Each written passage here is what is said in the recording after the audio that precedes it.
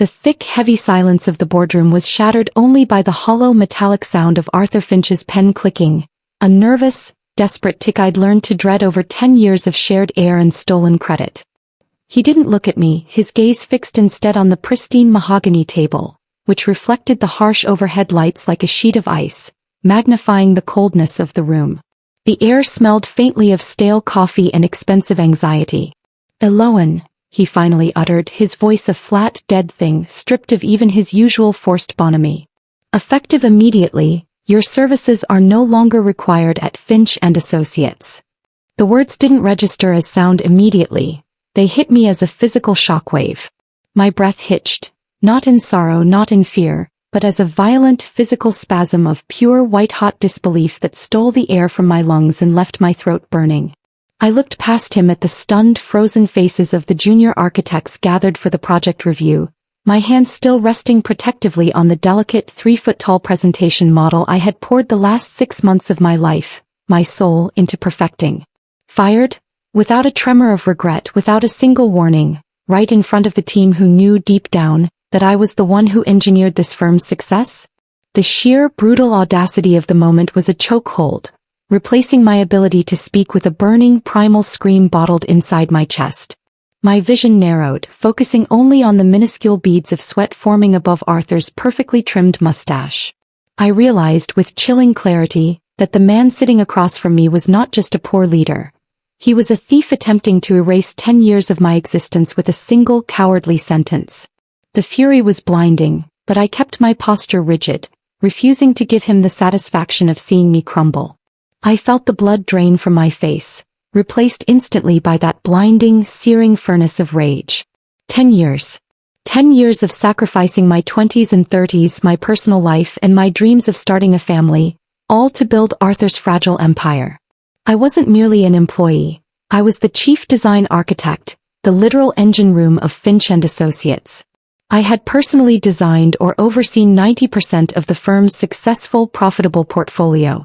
I was the one who cultivated the complex, high-stakes relationships that kept us afloat in lean years. I remembered distinctly skipping my father's funeral preparation, the one time I should have been truly absent, to finalize the last major bid that secured our financing for the year. And for what? To be dismissed like a temporary contractor whose contract had expired. The dismissal wasn't just professional. It felt deeply, savagely personal, a gross violation of a trust one had foolishly guarded with my entire life. I looked at Arthur, this pathetic, insecure man, and understood his rationale was not competence but fear. He wasn't firing me because I was bad, he was firing me because I was too good.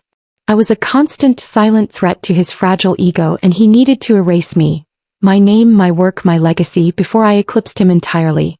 The silence in the boardroom stretched, thick and suffocating, waiting for my emotional reaction.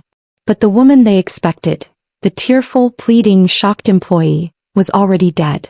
In her place, a cold, calculating strategist, fueled by a decade of suppressed resentment, was being born. I took a slow, deep breath, tasting the metallic tang of impending war. I stood there, feeling the betrayal surge like a fever, the heat rising rapidly in my cheeks, watching Arthur finally lift his eyes to meet mine. In them there was no remorse, only a smug, dismissive pity that felt like a physical slap across my face. "It's a restructuring, Elowen. We're moving in a different direction." A different direction. That phrase, so cold, so sterile, so utterly corporate, was the cruel, inadequate epitaph for 10 years of my life. 10 years spent sacrificing personal time, 10 years of missed holidays, cancelled weekends, and the partnership he had promised me 3 Christmases in a row, each promise delivered with champagne and a hollow smile. This wasn't just losing a salary or a job title. This was being robbed of my professional identity, my future security, and the recognition I had bled for, all stripped away by a man too insecure to share the spotlight. The injustice of it tasted metallic and sharp. My boss fired me without warning, so I took back everything he thought was his. My name is Elowen Meriday, and in that moment, standing in the epicenter of his betrayal, I understood that when loyalty is mistaken for weakness, the only path forward is to become the reckoning. I wouldn't seek revenge. I would seek reclamation of my stolen professional soul. The real foundation of this betrayal started exactly a year ago with the Gold Coast Tower bid. Arthur, bless his charming, incompetent heart, was drowning in mediocrity, his firm barely treading water with stale, uninspired projects. He was floundering, relying on old contacts and even older designs. I remember the relentless pressure, the weight of the firm resting squarely on my shoulders. I stayed awake for 72 hours straight, fueled by desperation and enough caffeine to kill a horse, designing the revolutionary sustainable facade, a complex biomimetic structure that ultimately won us the massive contract. That contract didn't just save Finch and Associates. It hauled the firm out of irrelevance and made Arthur a temporary architectural darling. I recall the dizzying exhaustion, followed by Arthur slapping my back later, declaring me his secret weapon in front of the press, and whispering privately that the partnership papers were imminent. He took the press interviews, the accolades, and the credit for the concept, while I was left to manage the brutal, complex execution unnoticed. I knew then, deep down, that Arthur didn't see me as a partner. He saw me as a highly efficient, high-yield machine, a tool he could use, discard, and replace once the profits were secured. That realization, a slow, cold burn, had been my first warning. Security will escort you out, Elowen. We've already packed your personal effects. Arthur's words were meant to minimize the damage, to rush me out before the shock wore off and I could cause a scene. He wanted speed and control. I forced my face into a tight, professional mask of composure, the last scrap of dignity I had left. Of course, Arthur. I didn't argue, I didn't beg. I refused to give him the satisfaction of seeing my pain or my fear. I simply walked over to my desk, right in front of the glowering security guard who stood ready to physically remove me, and paused. I ignored the large, impersonal cardboard box filled with my desk trinkets and framed photos. Instead, my fingers closed around the small, battered, leather-bound notebook, the one I had carried for a decade. It contained my detailed, handwritten notes on every single major client relationship, their personal quirks, their children's names, their golf habits, and most importantly, their unannounced future project ideas and long-term strategic goals. Arthur's face, watching my hand, finally betrayed a flicker of genuine, naked fear, the smugness momentarily dissolving. He knew what that book represented, the true infrastructure of his business, the relational capital he was too lazy and arrogant to cultivate himself. I slipped the notebook into my handbag and walked out, my spine rigid. That night, the cold clarity of my flat felt like a physical extension of my mind. The shock had curdled into a cold, diamond-hard resolve. Arthur had revoked my keycard access immediately, a pathetic, preemptive move, but he had forgotten about the redundancy I had built into my life. My personal cloud storage. Driven by an unconscious paranoia that now felt like genius, I had maintained redundant backups of my original work for years. Not the firm's proprietary software, which belonged to them, but the raw, original concept sketches, the feasibility studies I personally conducted on my own time, and the foundational research for every key project. I spent 4 hours methodically downloading and cross-referencing every file marked with my initials. The low whir of my external hard drive was the only sound in the apartment, a comforting hum of preparation. It felt like an archaeological dig, reclaiming the intellectual property Arthur had merely stamped his name on. I was gathering the ammunition of my stolen decade, the raw, undeniable proof that the firm's success was not his vision, but the tangible result of my labor. I meticulously organized the files, knowing that digital ownership would be the bedrock of my counterattack. The process was exhausting, but every click of the mouse was a nail in Arthur's professional coffin. The process of identifying Arthur's weakness was almost too easy, like spotting a massive structural flaw in a building he thought was sound. Arthur's greatest vulnerability wasn't his lack of talent. That was obvious. It was his utter, fragile dependency on his biggest client, Ascent Holdings. Ascent represented a staggering 40% of the firm's annual revenue, a proportion so large it was financially irresponsible. Crucially, their CEO, Mr. Alistair Rourke, was a man of intense, almost obsessive vision when it came to sustainability. He trusted me implicitly, not Arthur. Rourke only dealt with me because I understood his deep personal commitment to high-end, environmentally conscious commercial spaces. Arthur only ever saw the dollar signs and treated Rourke as a trophy. I realized my first strategic move had to be surgical, targeting the firm's financial foundation without giving Arthur any indication of the storm I was brewing. If I could extract Ascent, the firm would not just bleed, it would hemorrhage into collapse. My plan was not about petty theft. It was about demonstrating my irreplaceability where it mattered most, hitting him in the ledger where his heart truly resided. The next morning, the adrenaline still thrumming in my veins, I arranged a coffee meeting with Julian. He was a mid-level architect at Finch & Associates, bright but timid, and owed me several professional favors from late nights I had covered for him. I chose a neutral public coffee shop 3 blocks from the office. I didn't mention the firing. I spoke purely in the past tense, maintaining perfect composure as if I were simply managing the account remotely. "Julian," I said, leaning in confidentially over my lukewarm latte, "I need the updated contact sheet for all Ascent Holdings project managers. Arthur misplaced his copy. You know how Rourke gets when things aren't handled perfectly, and I need it for a reference check." Julian, relieved to be asked a normal professional favor and believing I was still managing the account from home, immediately emailed me the confidential list. My goal wasn't to steal clients yet, but to secure the channels of communication Arthur thought he controlled. I needed to bypass him entirely to reach Rourke when the time was right, establishing my own independent line to the firm's lifeblood. Arthur tried to call me 3 days later. The phone rang incessantly until I finally let it go to voicemail. He left a message, his voice tight, stressed, and laced with a pathetic neediness that was music to my ears. The veneer of his corporate control was already cracking. "Elowen," he pleaded, the sound echoing tinny in my apartment, "I can't find the original schematics for the Ascent pre-bid meeting next week. The technical details are missing. Call me back immediately. This is urgent." I listened to the message twice, savoring the sound of his panic, and then archived it, labeling the file, Arthur's desperation. My silence was my first true act of power, a vacuum where his safety net used to be.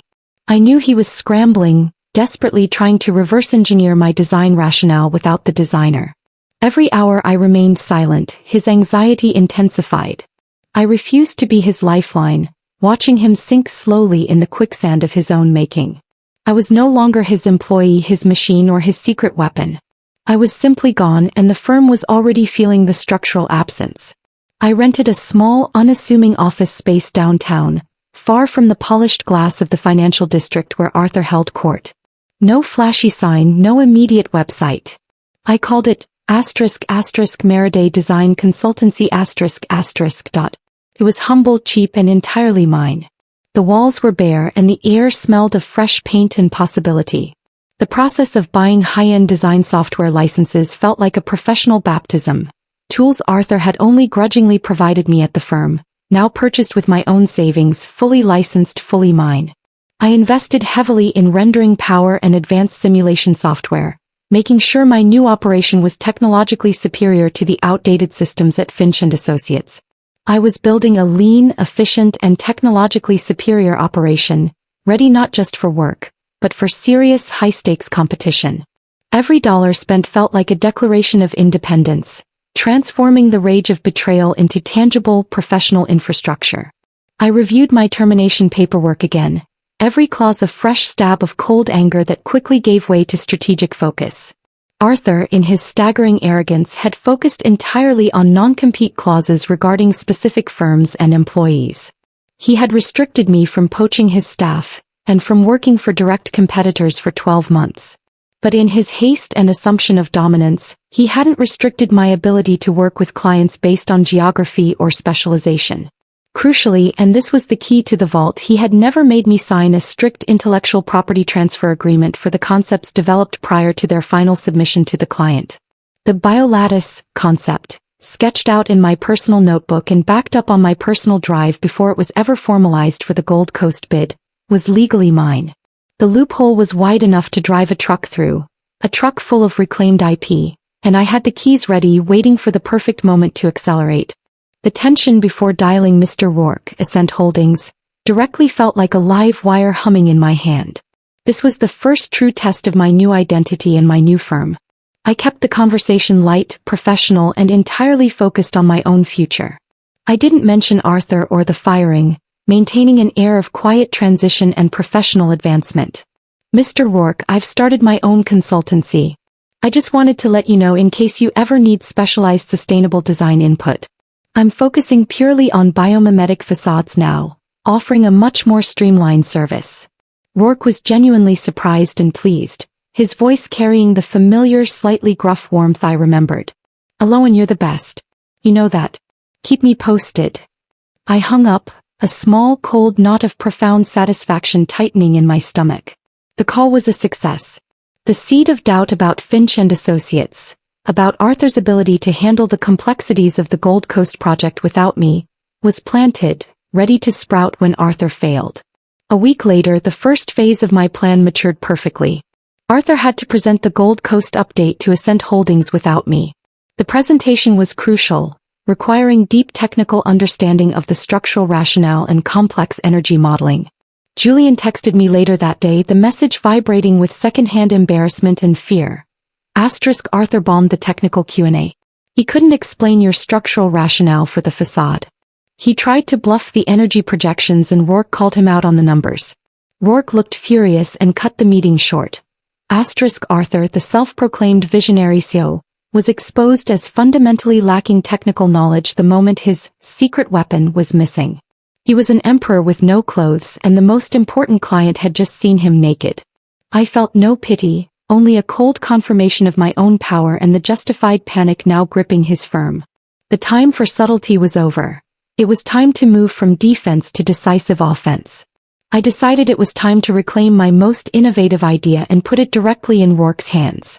The biolattice concept, a revolutionary energy-efficient building skin based on organic geometry, was entirely my creation, sketched out in my personal notebook years before Finch and Associates secured the Gold Coast project. I spent a grueling week professionally packaging the concept, not as a sketch, but as a fully developed proprietary system, registering the specific design elements under my new company's IP. This was not just a design. It was my intellectual soul finally protected and branded. I refined the simulation data, making the energy savings and long-term cost projections so undeniable they would be impossible to ignore.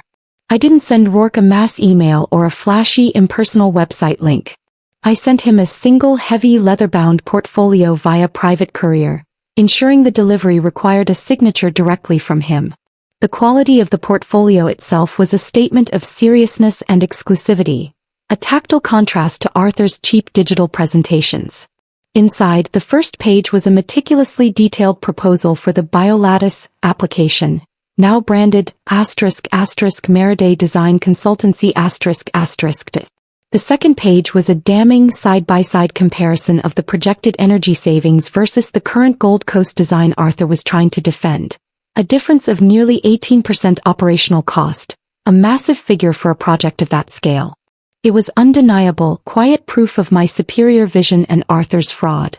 I let the portfolio sit on his desk, speaking for itself, a silent indictment of Arthur's competence and a clear pathway to a solution.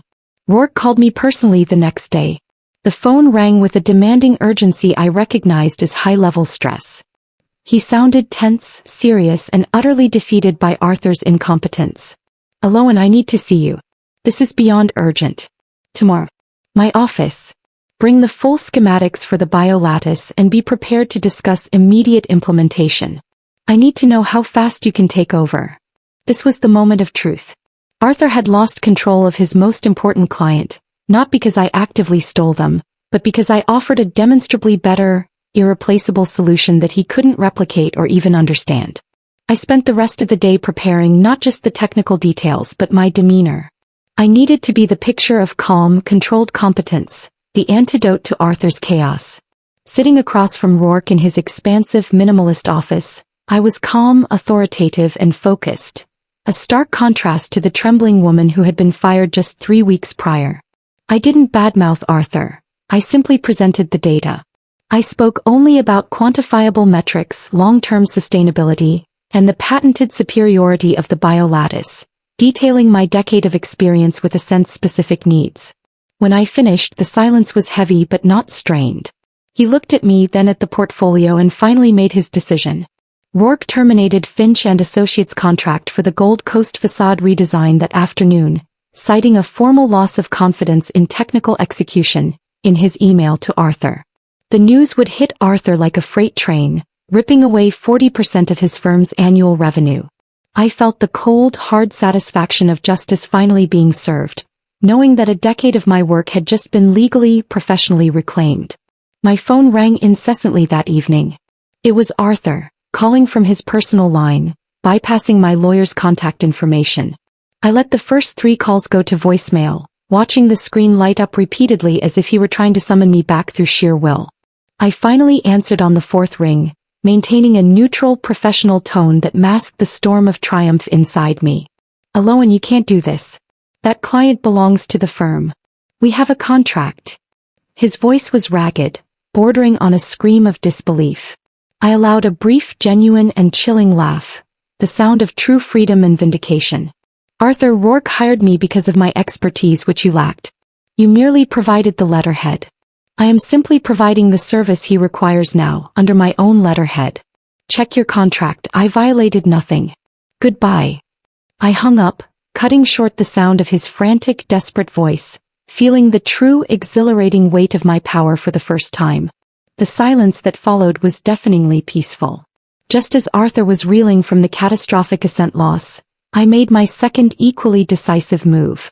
Sterling Developers, another major client, had always used Finch and Associates for their mid-tier residential projects. I knew from my battered notebook that Sterling was secretly looking for a firm that specialized in sustainable, fast-track construction methods, a capability Arthur always promised but never delivered, preferring slow, high-fee projects that patted his ego. I sent them a cold, precise proposal tailored exactly to their future needs, focusing on efficiency, accelerated timelines, and cost savings via specific materials I had researched years ago and now controlled the IP for. This wasn't a desperate pitch.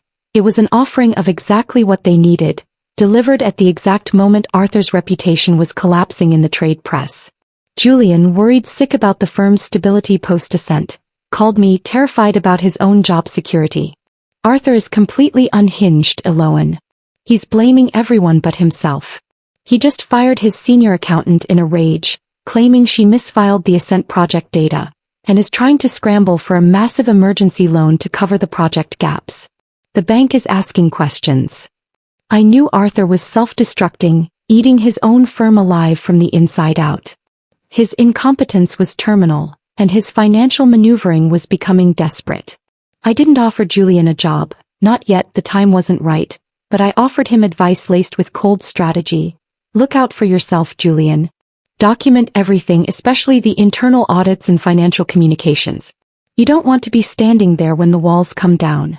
I was watching Arthur bleed out, and Julian was the nervous, indispensable eyewitness providing me with real-time updates on the carnage. The result of my second strategic move was swift and public, confirming my dominance in the market niche. Sterling Developers didn't just hire me. They publicly announced they were shifting all future residential projects to Meriday Design Consultancy, citing Elowen Meriday's proven track record of innovative design and reliability. This public statement was the beginning of Arthur's professional humiliation, confirming to the market that his firm was merely a hollow shell. He was now losing clients based on reputation, a reputation I had just exposed as a decade-long lie. The industry was small, and the whispers turned into loud, undeniable pronouncements of his failure, with every trade journal running a story about Finch and Associates' sudden, inexplicable decline. I received a certified letter demanding arbitration. Arthur was attempting to sue me for breach of non-compete, using the flimsy paperwork he had rushed me through. He was asking for an enormous sum in damages. I handed the letter to my lawyer, a sharp, formidable woman who specialized in IP litigation, who smiled grimly at the document. Elowen, his non-compete is laughably unenforceable. He fired you without cause and the IP is demonstrably yours, thanks to your diligent filing. We countersue for 10 years of unpaid overtime, stolen intellectual property rights and punitive damages. We will bury him in discovery.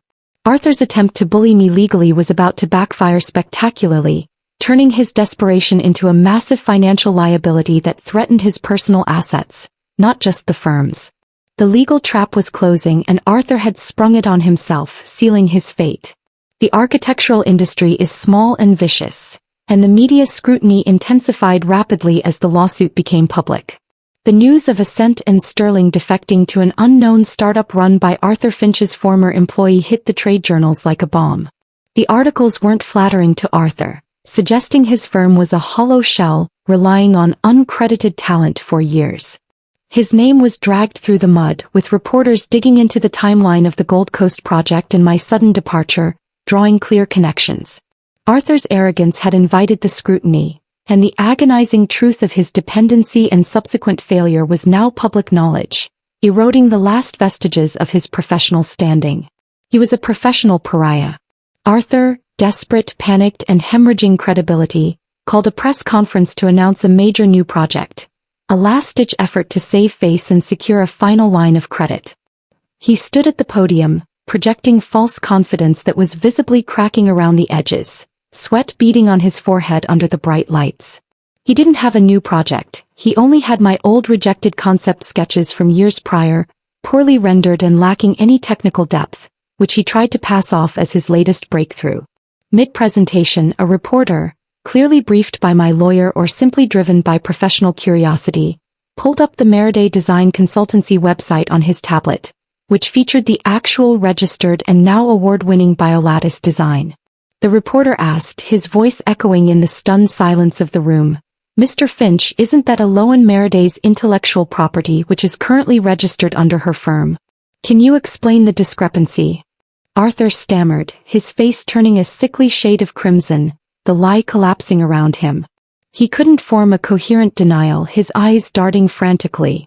The televised moment was brutal, immediate, and utterly devastating to his credibility, ending his career in a single public gasp of shame. A month later, I drove past the glass tower that housed Finch and Associates. It was late afternoon and the lights were mostly dark, a stark contrast to the buzzing hub of activity I remembered. A small, discreet, and utterly pathetic sign was taped to the main door, temporarily closed. The firm was in receivership. Arthur's firm, built entirely on my talent and his decade of lies, had finally collapsed under the weight of his own arrogance and incompetence. He wasn't just bankrupt, he was professionally finished, his name synonymous with fraud and failure in the industry. I pulled over briefly, looking at the empty glass facade. I didn't feel rage anymore. I felt a profound, quiet relief that was close to peace. The decade of my life he had tried to erase was now the solid, unshakable foundation of my success. I sat in my new bustling office, reviewing a contract for an even larger international project, one Arthur could only have dreamed of. My team was small, loyal, and incredibly talented, all working with a shared commitment to integrity. I was no longer waiting for a promised partnership. I was the partner, the owner, the visionary. Arthur thought he owned my labor, my ideas, and my time. But he couldn't fire my expertise, my relationships, or my intelligence. I didn't seek petty revenge. I claimed my professional worth, slowly and deliberately, until his empire crumbled into dust. The ultimate takeaway: never let someone else define your value. Walk away, build your own table, and take back everything they thought was theirs.